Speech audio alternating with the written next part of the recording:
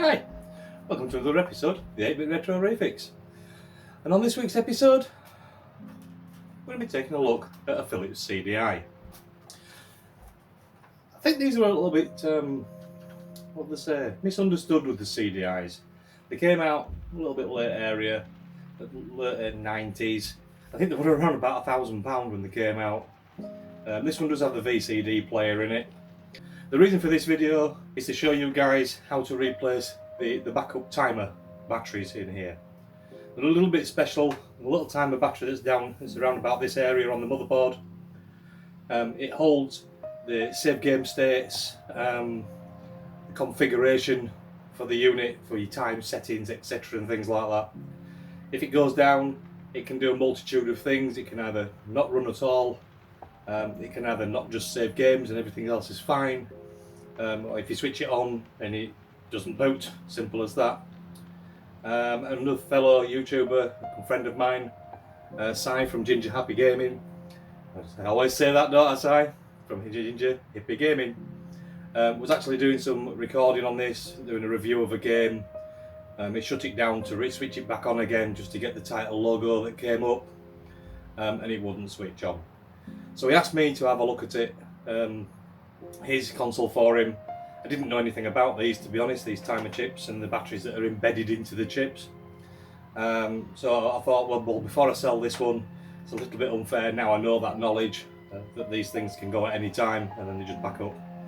So I wanted to make sure this was okay before I sold it. And I also wanted to make sure that I'd done one myself and I practiced it on my own system before I went ahead and started playing around with somebody else's system. Because you'll see in the video a little bit later on that it is quite rough to do this job. So anyway, enough of me rattling on, let's get to it.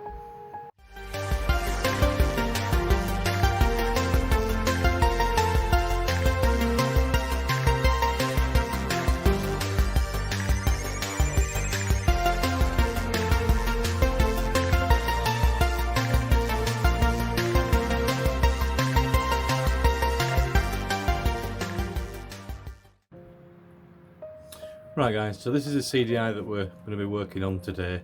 I have already gone ahead and gone and done this. It is a little bit of a rough job, if you like. So I wanted to do it sort of off camera without having the hindrance of recording everything. But I've taken a lot of pictures, I've taken a lot of still shots so I can explain it as I'm going along with it. So, right, this is a Philips CDI, this is a 450 model, and what we're looking for is the timer chip that stores like your save games, and it also stores your console configuration settings. So if this timer chip goes down, it's something that renders the console inoperative. Most of the times it locks up on boot, or it won't start at all, or it simply just won't save any save games. These reports that it does all sorts of weird and wonderful things, so there's nothing that pins it down. But if these timer chips have not been replaced with the batteries on there, it's not a matter of if it's going to go down, it's when it's going to go down. The little timer chip on here, that's in here, the battery is embedded into the microchip. That battery does only have a life of about 20 years. So, I mean, looking at 1990 when it came out, we're well over the 20 years now, aren't we? So these need to be replaced straight away. Funny thing is that this CDI I was actually going to sell and move on. There is a few games with it which I'll go show you towards the end of the video, and also in the description you'll find his Facebook profile and group, so you can come and join us in there if you wish. So to get into this console, all we do is we flip this lid up, and you need a Torx 10, I believe. Let's double check. Yep, Torx 10, and you've got one screw down there and one screw down there. The other thing that you need to do is clip this cover off, and you should find a unit in the end. It does say that you need a special tool in the instructions, but I found a small screwdriver straight into the end of there, lift it up, and it pops straight up and out. So that brings us straight out with the VCD video cartridge. So if you now look underneath there, you've got a screw up here, which is another Torx 10, and a screw here. And that's it. The whole lid, everything just lifts straight off. The timer chip is down here, which I'll now show you on the image. So here we are with the board down, and this is the chip that you really want to be looking at and replacing. So what we're going to do is, I'll just pop you a little picture up so you can have a look at the battery that's inside of this chip. If I can find one for you. Yeah, I'll pop that all there for you now. There you go. So that's the little battery. You can see it's a bit of a rough picture, but you can see the battery there inside the chip. So what I did is I decided to get myself some little coin cell batteries holders, something that uses a CR, the 2032s or 2025. So we're going to use these, and what we're going to do is remove this chip off the board. It's not necessary to move the chip off the board, it's just that I've never done one of these before and I wanted it to be a little bit safer, didn't want to get muck around the board. So I've desoldered the chip off the board. You can see what I did is I counted on that other little picture. You could see I counted the legs down to see how far the battery was down, so I knew roughly whereabouts we wanted to be on that as we were grinding it away. I didn't grind it away, but we'll come to that. So now if you look at the end of the chip, you can see the little black resin in the middle. That's where the wires go inside to the little battery compartment. So one side of this chip there's a clock crystal, the other side of the chip is a battery compartment. So they've both got wires up at both ends. So we need to keep the crystal up the other side and just do away with the battery side. So if you look in between the chip, you can see clearly that there's nothing there. And you can just see on the right hand side there, you can just see the lights of a little shiny silver thing. Well, that's one of the wires that's going up and inside the battery compartment that's on the right hand side of this chip that I'm showing you now. So it is a little bit rough to be able to do this, because you're going to either need a Dremel or a grinder or something of the likes to get into this battery. So what I decided to do is to count the legs along. I think it was 6 or 7 legs along, and take a hacksaw to it. So I didn't have my hacksaw kicking around much, so I just gripped it with some big grips and started cutting right through the chip. Yeah, like I said, it's a little bit rough, but it's something that you have to do unless you're going to replace the whole chip and buy a new chip for it, etc. But then in a few years time you're going to be in the same boat. So this is why we opted for doing the coin cell battery holder mod. So you can see now that I've cut that off.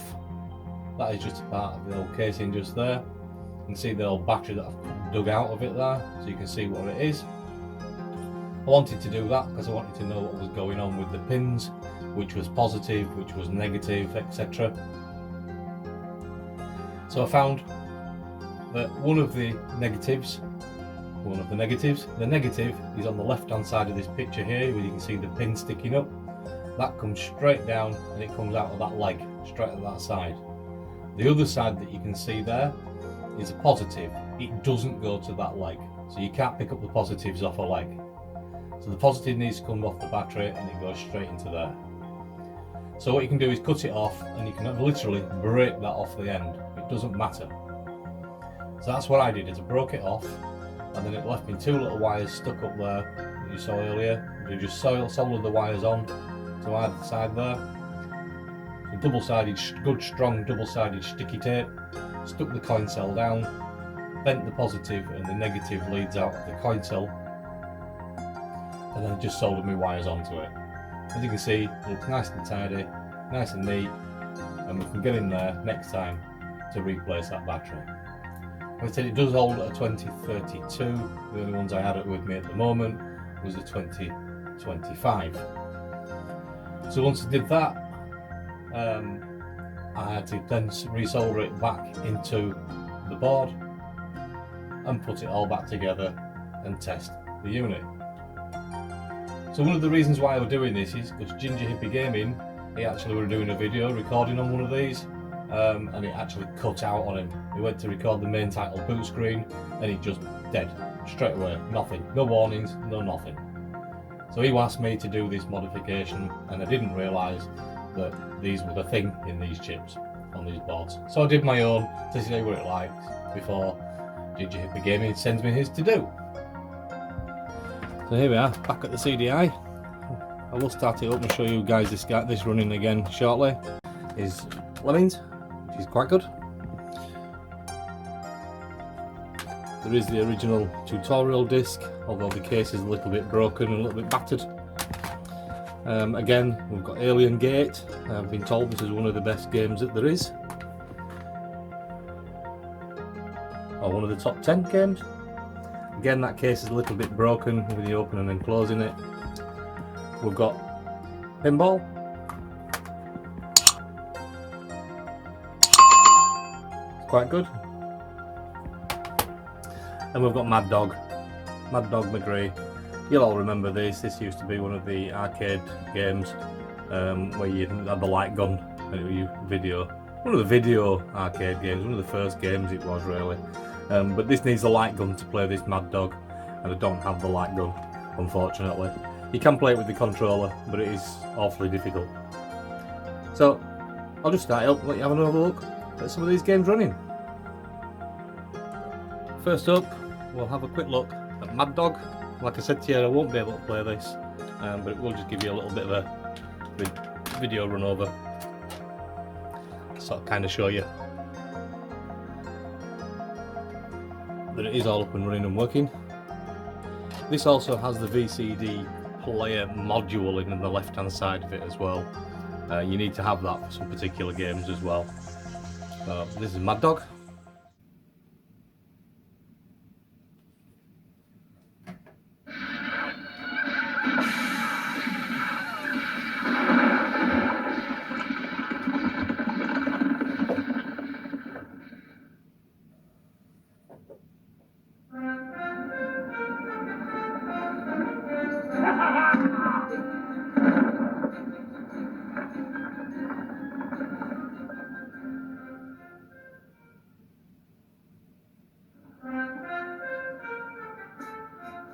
It's in the air.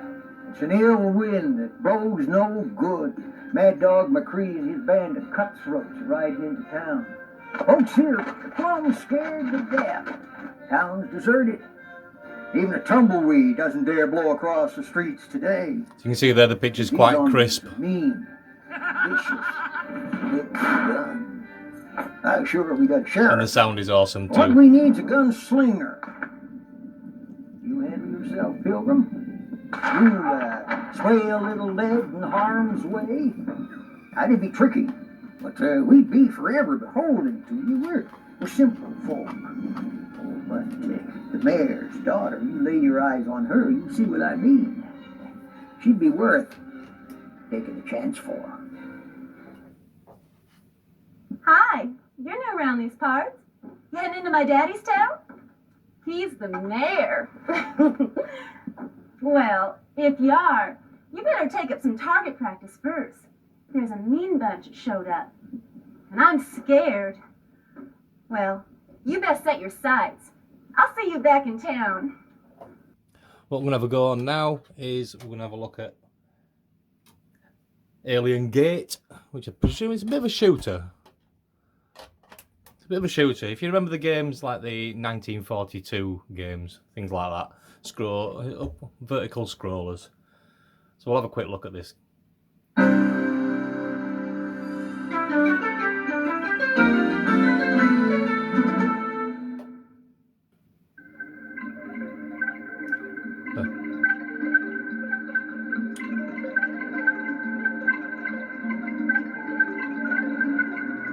The Hall of Fame, because we ain't got in it. I'm just going to move across to the start. Sounds very Amiga-ish.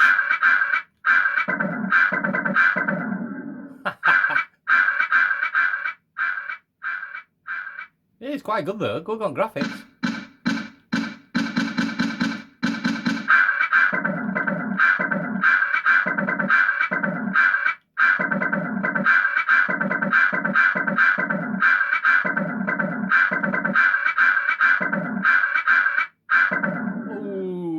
Down. So graphically these things, they are quite good to be honest for the year. I mean, you look at 1990. I think I would have preferred this over a 3DO, to be honest.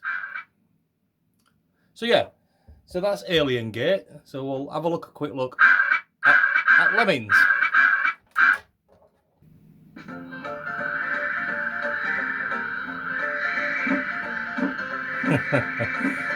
Graphically, they're quite good.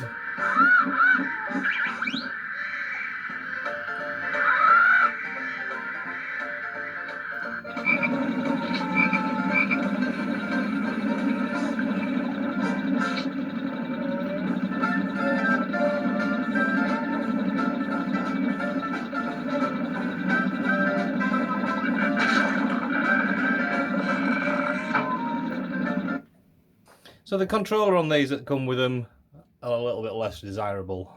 That's what we've got. So we've got button 1 and button 2 left and right of the D-pad, and the D-pad to control it. And that's all we've got with it.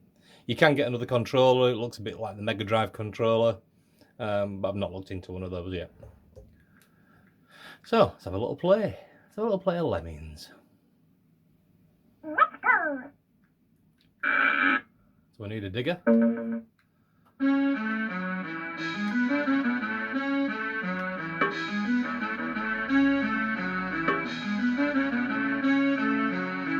And that should be it done, really. It's just diggers to dig through, and that's it. And we can increase the amount of lemmings that's going to come through.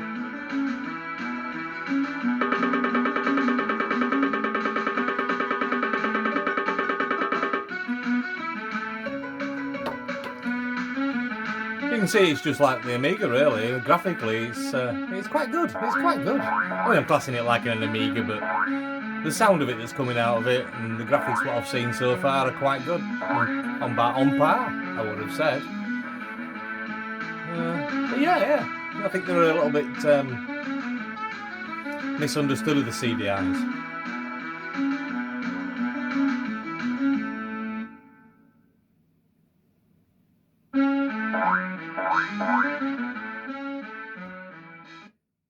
So yeah, there you go. That's the Philips CDI, timer battery, backup battery, whatever you want to call it. It's the battery in the Philips CDI. You can see there how rough it was to be able to do that job. If you're not overconfident, leave it to somebody to do for you. I mean, all I did is looked at the chip on the board, counted about 7 pins from the right to the left, and then just cut it straight away, broke it up, and then I found that that epoxy resin just broke away and left the pins there stuck up. So I used a multimeter to find out which was the negative and which was the positive, and just soldered some wires from there. So relatively an easy fix if you're quite able and you're into doing these things anyway. So there you go, Si. If you want to get yours boxed up and sent over, I'll quite happily repair that one for you now. If you're enjoying these videos, please give us a like and subscribe. Tomorrow, the 23rd of January, is my channel's first birthday, so I'll be putting a little bit of an overview, back look, and some clips up from other YouTubers and friends wishing us all well and happy birthday, etc. So if you'd like to see that, pop around, stay around and have a look for that video tomorrow. So once again, thanks very much for watching another episode of the 8-Bit Retro Refix, and we'll see you on another one. Bye!